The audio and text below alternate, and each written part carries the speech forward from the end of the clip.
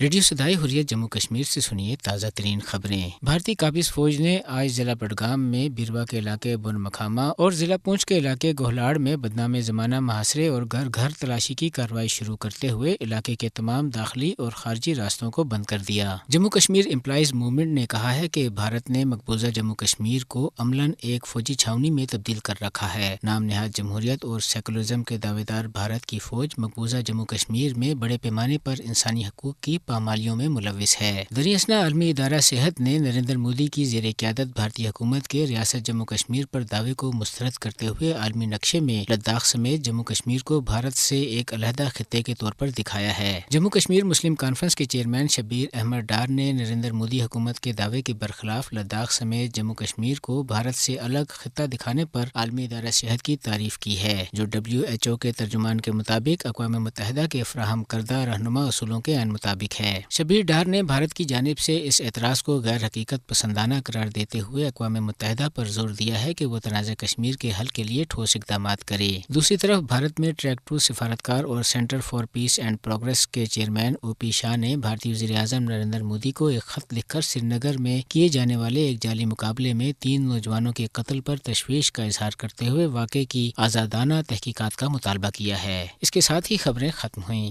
کیا سوچا بھی جا سکتا ہے کہ دنیا کی سب سے بڑی جمہوریت ہونے کا دعوے دار ملک خطے کی جغرافیائی تقسیم میں بے اصولی کا فائدہ اٹھاتے ہوئے ایک جداگانہ اور تاریخی حیثیت رکھنے والی قوم کی سرزمین پر محض ایک مفروضے کی بنیاد پر پہلے اپنی افواج اتارے، پھر ان کو حق کی خود ارادیت کے لارے دے اور پھر صاف طور پر مکر کے مقبوضہ علاقے کو اپنا اٹوٹ انگ قرار دے، اور جب یہ قوم دہائیوں کے انتظار کے بعد حق کی خود ارادیت کے حصول کے لیے باقاعدہ جدوجہد کرے تو اس پر لاکھوں کی تعداد میں وردی غیر وردی پوش فوجی مسلط کر کے ایسے قوانین کا اطلاق کرے کہ ایک طرف وہ قابض افواج کے جرائم کی پردپوشی اور دوسری طرف حریت پسند عوام کو دبانے اور کچلنے کے بدترین ہتھیاروں کے طور پر استعمال ہوں۔ 70 کی دہائی میں جنگلات کے تحفظ کے لیے بننے والا قانون پبلک سیفٹی ایکٹ ہمیشہ حریت پسندی کو دبانے اور حریت قیادت کے خلاف سیاسی انتقام کے لیے ایک کلہاڑے کے طور پر ہی استعمال ہوا ہے۔ ایمنسٹی انٹرنیشنل نے اسے لا لیس لا قرار دے رکھا ہے۔ دہائیوں سے اس قانون کے تحت کشمیریوں کو جھوٹے الزامات کے تحت گرفتار کر کے بغیر مقدمے اور عدالت میں پیش کیے 2 سال تک قید میں رکھا جاتا اور اذیتوں کے مراحل سے گزارا جاتا ہے۔ Armed forces special powers act ایک اور قانون ہے جو قابض بھارتی افواج کے تمام جرائم کی پردہ پوشی کرنے کے علاوہ ان کو انسانی حقوق روندنے کی پوری شہ دیتا ہے۔ اس قانون کے تحت کوئی بھی فوجی محض شک کی بنیاد پر کسی بھی کشمیری کو گولی مار سکتا ہے، اس کے گھر میں گھس کر کھل کھیل سکتا ہے اور گھر کو تباہ یا نذر آتش بھی کر سکتا ہے۔ پوٹا ٹاڈا اور دیگر ایسے قوانین کی جن سے وحشت بھی وحشت زدہ ہو جائے کہ نسبت المناک داستانیں الگ ہیں۔ مقبوضہ جموں کشمیر میں بھارت کی طرف سے نافذ یہ ظالمانہ قوانین ہی اس کے قابض، جابر اور مجرم ہونے کو ظاہر کرتے ہیں۔